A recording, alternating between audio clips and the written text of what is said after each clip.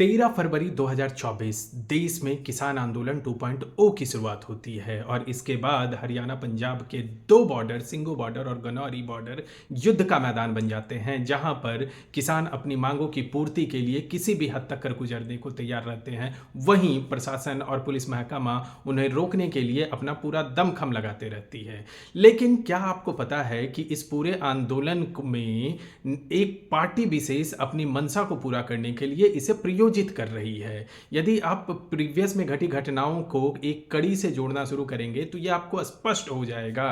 कि कैसे एक पार्टी विशेष ने अपने फायदे के लिए और सरकार को बदनाम करने के उद्देश्य से इस पूरे आंदोलन को ना सिर्फ खड़ा किया बल्कि इसे लगातार सपोर्ट देकर इसे बड़ा करने की भी फिराक में है।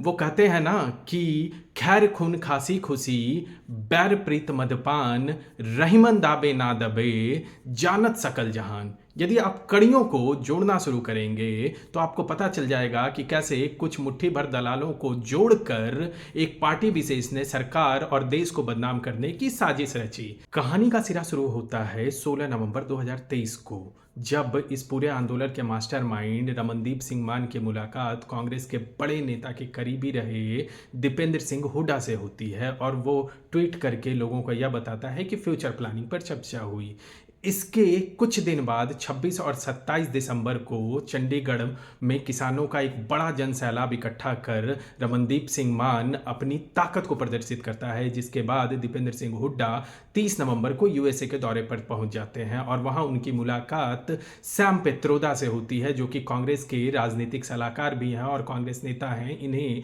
राहुल गांधी का राजनीतिक गुरु भी माना जाता है। सैम पित्रोदा से आंदोलन की स्ट्रैटेजी फाइनलाइज करने के बाद दीपेंद्र सिंह हुड्डा हरियाणा वापस आते हैं और उसके बाद 10 दिसंबर 2023 को किसान जन आक्रोश रैली का हिस्सा बनते हैं। अगले ही दिन 11 दिसंबर 2023 को रमनदीप सिंह मान अपने जैसे दूसरे और दलाल जो कि खुद को तथाकथित किसान कहते हैं उनके साथ चंडीगढ़ के स्टारबक्स में कॉफी पीकर स्ट्रैटेजी फाइनलाइज करता है और फंडिंग की कैसे जुगाड़ की जाए उस पार्टी विशेष से इस पे चर्चा करता है। और उसी दिन 18 और अन्य किसान यूनियन के साथ बैठक करके दिल्ली कूच करने की स्ट्रैटेजी भी फाइनलाइज करता है। आंदोलन के रूपरेखा के साथ गुरदीप सिंह मान 24 दिसंबर 2023 को कांग्रेस पार्टी के महासचिव दिग्विजय सिंह के साथ साथ गुरदीप सिंह सप्पल के साथ भी मुलाकात करता है, जिसके बाद अगले ही दिन 25 दिसंबर 2023 को वह यह घोषणा करता है कि दिल्ली का मार्च फरवरी महीने में किया जाएगा। और इसके जस्ट अगले दिन यानी कि 26 दिसंबर को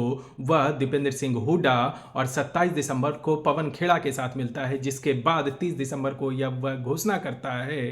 कि जो आंदोलन है आंदोलन की तारीख की घोषणा 2 जनवरी से 6 जनवरी के बीच में की जाएगी। और फिर 2 जनवरी को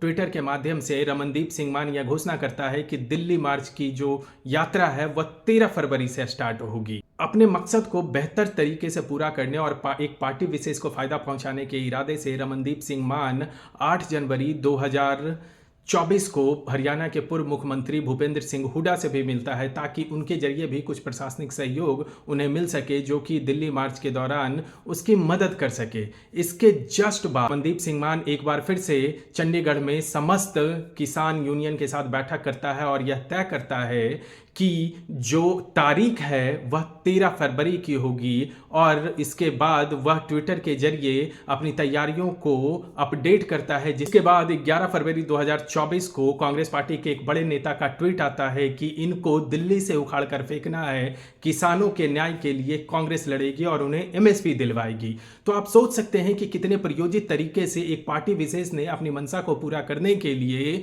कुछ चुनिंदा दलालों का यूज करके इसे किसान आंदोलन का नाम दिया है। अब तय आपको करना है कि क्या यह वास्तविक में एक किसान आंदोलन है या फिर एक पार्टी विशेष की मंशा को पूरा करने के लिए दलालों के द्वारा किया जा रहा दलाल आंदोलन है। हमें कमेंट बॉक्स में कमेंट करके बताएं।